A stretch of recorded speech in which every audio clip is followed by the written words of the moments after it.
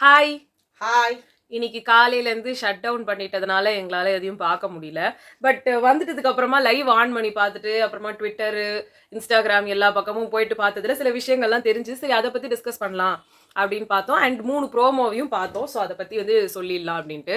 First வந்து ப்ரோமோவில் வந்து நம்ம கனி அவர்களும் பிரவீன் ராஜ் அவர்களும் வந்துட்டு உப்பை எடுத்து கொட்டிடுறாங்க நம்ம சூப்பர் டீலக்ஸ் அவங்க சாப்பாட்டில். ஸோ அதனால சாப்பாடு இல்லைன்னா எப்படி ஃபீல் ஆகும் அப்படின்னு சொல்லி பண்ணணும்னு. பட் என்னன்னா இந்த இது வந்து எங்களுக்கு கொஞ்சம் முட்டாள்தனமா இருந்துச்சு. உங்க எதிர்ப்பை காட்டுறதுக்காக நீங்க உப்பை போட்டீங்க, எல்லாம் ஓகே.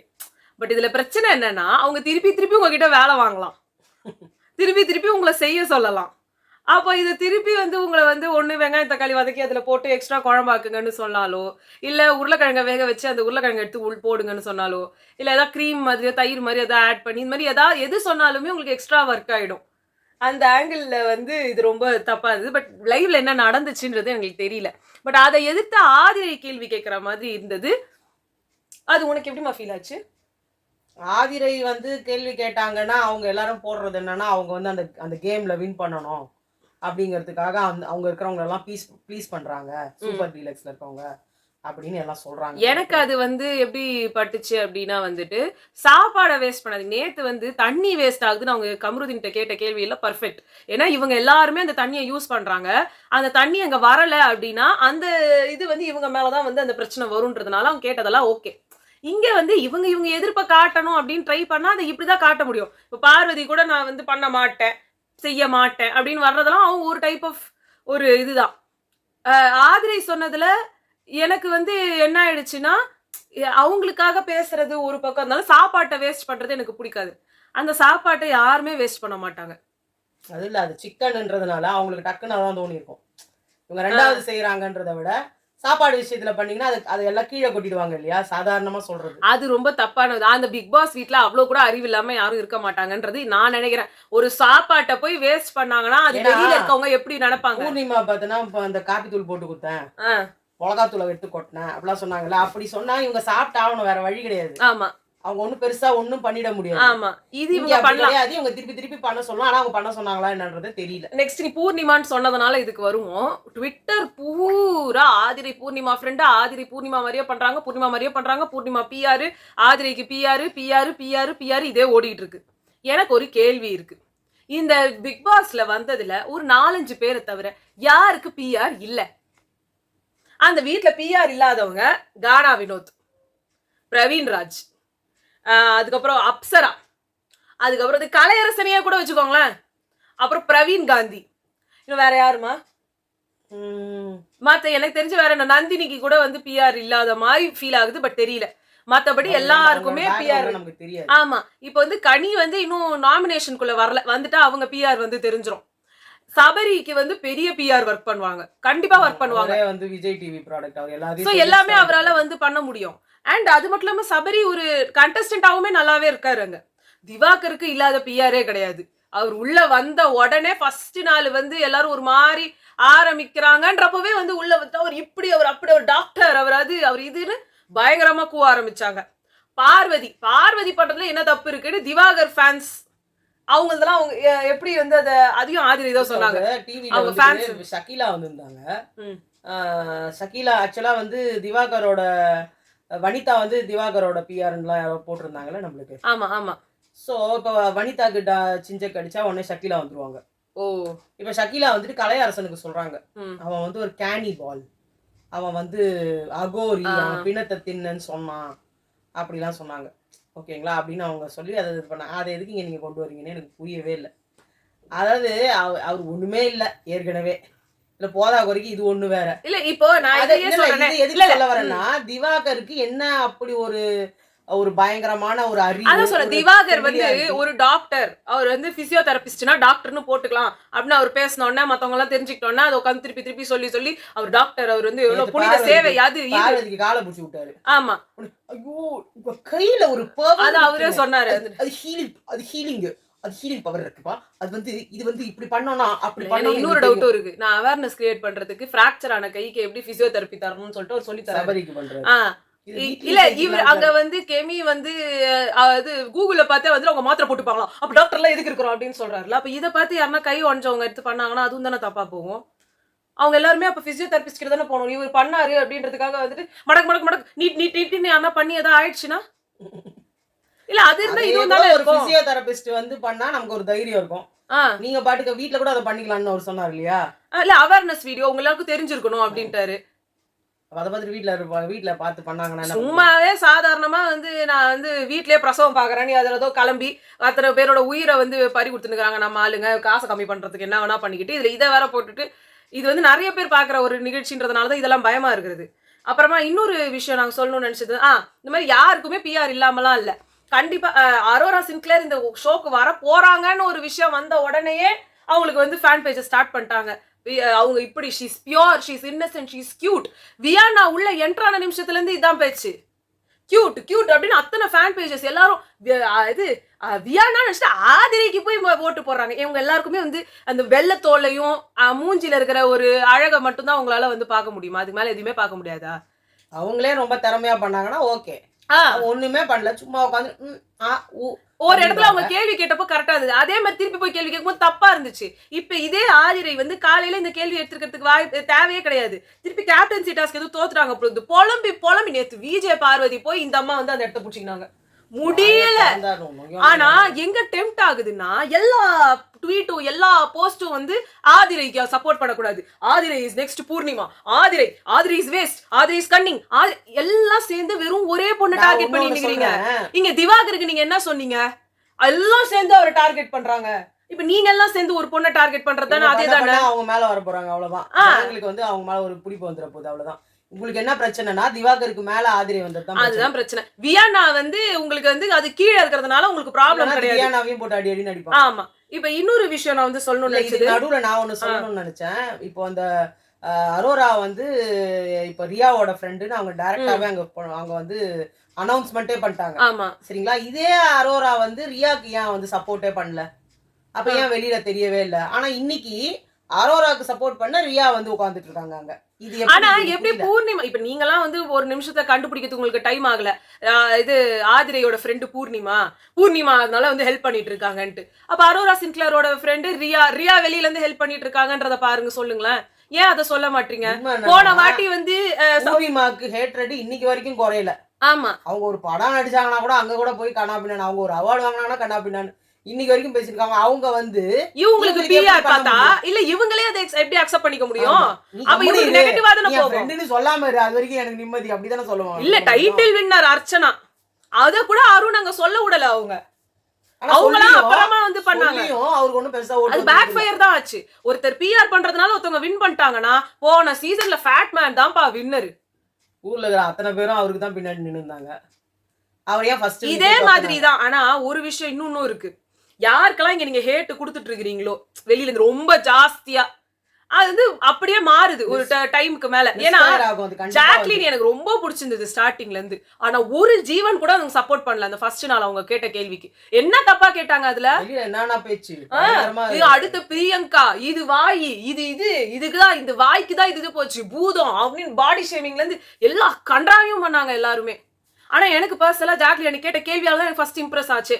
ஒரு நாமினேஷன் பவர் ஒரு ரூமுக்காக போய் கொடுத்து விட்டு வரீங்க அன்னு கேட்டது பர்ஃபெக்ட் கேள்வி. அன்ஷிதா பண்ணாத தப்பா எவ்வளோ தப்பு பண்ணிட்டு லாஸ்டா அன்ஷிதாக்கு என்ன ஒரு சுனிதா ஃப்ரெண்ட் அன்ஷிதா. ஆனா இப்போ ஆமா, ஆனா அன்ஷிதாக்கு அங்க எல்லாமே இருந்துச்சு. ஒருத்தரோட ஃப்ரெண்டுனாலயோ இல்ல ஒருத்தவங்க காப்பி பண்றதுனாலயோ, நீங்க காப்பின்றீங்கல்ல, ஓவியா சௌந்தர்யா உள்ள இருந்த யாரெல்லாம் இந்த மாதிரிலாம் பண்ணாங்களோ எல்லாரோட சேர்ந்து காப்பி தான் வியானா. இது சபரி நிறைய அவர் வந்து ஆரி மாதிரி ட்ரை பண்ணிட்டு இருக்காரு. இது மாதிரி நம்மளோட கேரக்டர்ஸே வந்து திருப்பி பாத்தீங்கன்னா ஒரு 10-12 கேரக்டர் தான்.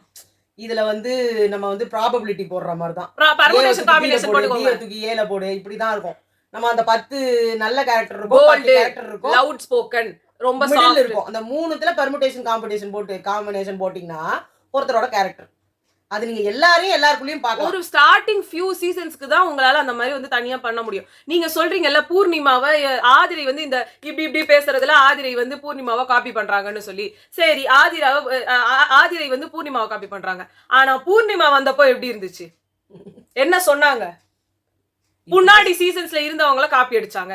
யாரா இருந்தாலுமே அவங்க யாரையா ஒருத்தர் காப்பி பண்றாங்கன்னு தான் வரும். அவங்க அங்க வில்லன் ஆர்க் எடுத்துட்டாங்க. Poornima full on villain arc எடுத்துட்டாங்க. இங்க இன்னும் எதுவுமே நடக்கல. ஸ்டார்டிங் வீக்ல பூர்ணிமா ஒண்ணுமே பண்ணல. எங்க இருக்காங்கன்னே தெரியல. ஃபர்ஸ்ட் அவங்க காப்பி பண்ணனும்னா ஐயோ இது என்ன இவ்வளவு வாய்ப்பு. முத நாள் பாத்தீங்கன்னா எங்கயோ காணாம போன அவங்களோட இது எப்ப ஆரம்பிச்சது? 30 நாள் கழிச்சு பிரதீப்போட இது. அப்போ அதுக்கு முன்னாடியே மாயா கூட பேச ஆரம்பிச்சாங்க. அது ரொம்ப இப்படி மாறினது. ரூட்னஸ் அதெல்லாம் வரவே இல்ல. இன்னொன்னு சொல்லவா, பூர்ணிமாவோட கேப்டன்சி மாதிரி சீசன் 7ல ஒரு கேப்டன்சியை சொல்லுங்க. சூப்பரா பண்ணாங்க, போல்டா பண்ணாங்க. அப்படி ஒரு கேப்டன்சி ஆதிரையால தர முடியும்னா கூட வேற லெவலுங்க.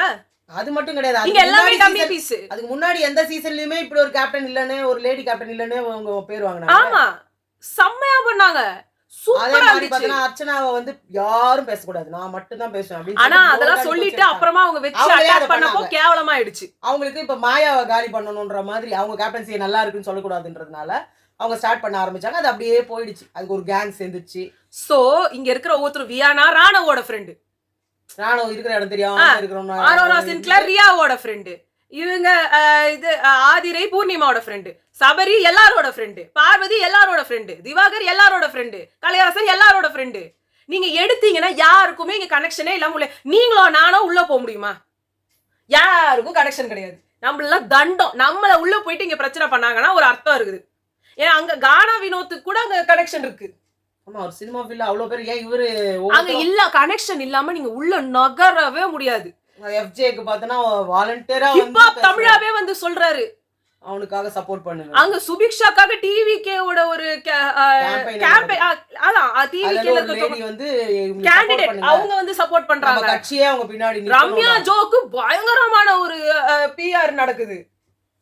எல்லாம் விட்டு ஒரே பொண்ணுகிட்டே வர்றதுதான் எனக்கு ரொம்ப டவுட்டா இருக்கு. இப்ப விக்கல்ஸ் விக்ரம் கூட இருக்காருன்னு அவருக்கு அவரோட டீம் இருக்காங்க. யாருக்கு யார் இல்ல அதை கொஞ்சம் சொல்லுங்களேன். இங்க கனெக்ஷன்ஸ் இல்லாம பிக் பாஸ் டீமுக்குள்ளே பிக் பாஸ் உள்ளேயே வர முடியாது. ஆனா ஓட்டுல யாராவது ஒருத்தர் மேல வந்துட்டாங்கன்னா அவங்கள போட்டு அடி அடி அடி அடி அடி அடி அடி அடி அடிக்கணும். இன்னொன்னு இங்க வந்து விஜய் டிவி ஏதாவது ஒரு ப்ரோக்ராம் போறதுக்கு எவ்வளவு ரூல்ஸ் அண்ட் ரெகுலேஷன்ஸ் போடுறாங்க. நாங்க ஆல்ரெடி நானியா நானாக்கு போறதே சொன்னோம். நாங்க அவ்வளோ ட்ரை பண்ணி எந்த ஒன்றுத்துக்கும் ஃபோன் பண்ணாலும் ட்ரைனா என்ன, அங்க நம்பர் வரும் ஃபோன் பண்ணுவோம், நம்பர் வரும் ஃபோன் பண்ணுவோம், ஃபோனே எடுக்க மாட்டாங்க. ஒரு 4 மாசம் கழிச்சு திடீர்னு ஒரு டாபிக்கு ஃபோன் எடுத்தாங்க, ஒரு அம்மா பொண்ணு டாபிக்கு. அவ்வளோ நாங்க எக்ஸைட்டடா இருந்தோம். கட்சியில எங்களை திருப்பி கூப்பிடவே இல்லை. பிஹெச்டி படித்தவர்கள்னு ஒரு டாபிக் வந்தது, அதுக்கும் எங்களை கூப்பிடல. இங்கிலீஷ் நாவல்ஸ் படிப்பவர்கள்னு ஒரு டாபிக் வந்தது, அதுக்கும் எங்களை கூப்பிடல. ஆனா நம்பரை எடுத்து வச்சுக்கிட்டதுனால ஆள் பத்தலன்னு எங்களை கூப்பிட்டாங்க. மாமியார் மருமக இதுக்கு. அம்மா வந்து மாமியாரே கிடையாது, ஆனா மாமியார் சைடு போய் உட்கார வச்சாங்க. புடவை கட்டாதுன்னு சொன்னா கேட்கல, புடவைய பார்த்து உட்கார வச்சாச்சு. நான் கல்யாணமே ஆகல, ஆனா மருமகன் என்ன வந்து உட்கார வச்சிட்டாங்க. இவ்வளவுதான் வந்து நீயா நானாக்கு இருக்கிறது. நீயா நானால நான் உட்கார்ந்த சீட்ல கடைசியில நானு இன்னொருத்தவங்க என் பக்கத்துல உட்காந்துருந்தவங்க, அவங்க மட்டும் தான் வந்து அந்த ஒரிஜினலா அப்ளை பண்ணி வந்தவங்க. நான் வந்து உப்புக்கு சப்பம் அங்க வந்து ஆடியன்ஸ்ல இருந்து உட்கார வச்சுட்டாங்க. இன்னொரு பொண்ணையும் கேட்டாங்க, அது வெறும் ஒரு 15 வயசு பொண்ணு. அது வந்து பெரிய தப்பா ஆயிடும்ன்றதுனால அவங்க வந்து சரி ரொம்ப குட்டி பொண்ணா இது வேணாம்னு விட்டாங்க. அப்புறமா வந்து 2 க்ரூ மெம்பர்ஸே வந்து உட்காந்துட்டாங்க. அவ்வளவு ஏன் சீரியல் ஆர்டிஸ்ட் என் பக்கத்துல உட்கார்ந்தாங்க. அவங்களுக்கு பேமெண்ட். சோ விஜய் டிவி ஒரு ஷோ பண்ணும் போதும் ஒவ்வொரு விஷயம் வந்து உள்ள ஆள் இல்லாம எதுவும் தெரியாமலாம் உள்ள விடுற ஆளுங்க கிடையாது. இதே ஜீ தமிழ்லயோ இல்ல கலைஞர் டிவிலயோ எங்களுக்கு இந்த பிரச்சனை எல்லாம் இருந்தது கிடையாது.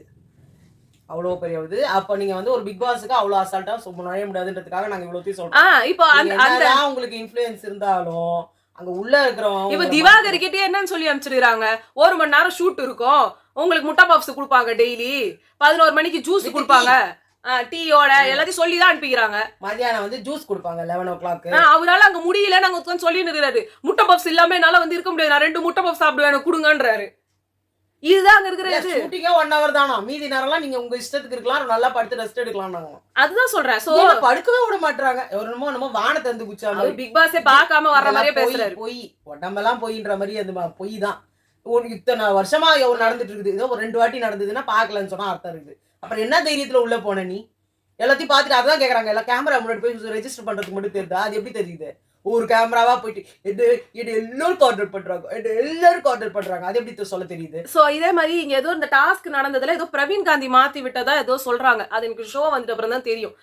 அப்படி ஒரு பண்ணக்கூடிய ஆள் தான். ஒரு பொண்ணு வந்து வின் பண்ணணும்னு வந்து பிரவீன் காந்தி நினைக்கவே மாட்டாரு. பொம்பளை இங்க கேவலன்றத ஒரு முதல் நாள்ல இருந்து ரெஜிஸ்டர் பண்ணிட்டு இருக்க ஒரு மனுஷன். அந்த மனுஷனை உள்ள வச்சுன்னு இருக்கும். நேத்து அவர் சொன்ன கதை எல்லாம் நல்லா இன்ஸ்பைரிங்கா சூப்பரா இருந்தாலுமே ஒரு ரொம்ப வந்து கீழ்த்தரமான கேரக்டர் நல்லா இருக்கும்ல. அதான் ரொம்ப கீழ்த்தரமான பேக்வர்ட் தாட் இருக்க ஒரு பர்சன் தான் பிரவீன் காந்தி. பொம்பளைங்க மேலே வரக்கூடாது. அந்த கதையிலேயே அவர் என்ன சொன்னாரு, எங்க அப்பாவே மதிக்கல நானு. அந்த நான் இப்ப கிடையாதுன்னார்ல, அந்த நான் உள்ள உட்கார்ந்து பட்டர் மசாலாவோட சேர்ந்து உட்கார்ந்து தான் இருக்கிறாங்க. இன்னைக்கும் வந்து அந்த பொண்ணுங்கன்னா கேவலம். பொண்ணு எல்லாம் அதெல்லாம் முன்னால முடியாதுமா. ஃபர்ஸ்ட் நாளே சொன்னாரு, ஏன் சார் என்னால முடியாது, இழுக்கிறதுக்கு முடியாது அவ்வளவுதான். என்னால அதனால அவர் அங்க பண்ணிடலாம் முடியாதுன்னு ஒத்துக்கோங்க. இத வந்து ஒரு தடவை சொன்னாலே போதும். 12 வாட்டி ஓத்தி ஈர்த்து வச்சு பாருங்க. உங்களுக்கு விஜய் பார்வதிக்கும் சுத்தமா டிஃபரன்ஸே கிடையாது ஆதிரி. எனக்கு வந்து இருந்த கொஞ்சம் மதிப்பெல்லாம் வந்துட்டு அந்த அவங்க போய் புலம்புறதுலயே போயிடுச்சு. ஆனா நீங்க பிஆர்னு சொன்னா எல்லாரையும் அட்டாக் பண்ணுங்க. ஏன்னா எல்லாருக்கும் பிஆர் இருக்குது.